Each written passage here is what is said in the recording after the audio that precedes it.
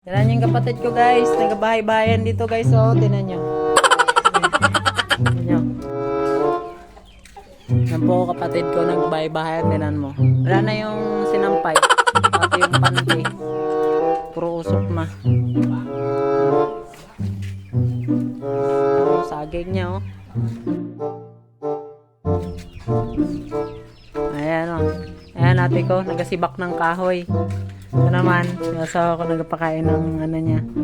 Ano ba tag doon? Pamangkin na ba, te? Tatay na naman. Ayun, sa tindahan bantay. Ako, magkakain kasi.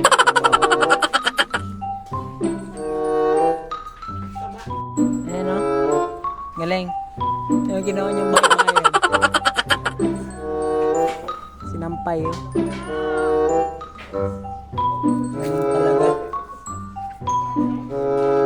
Yung usok.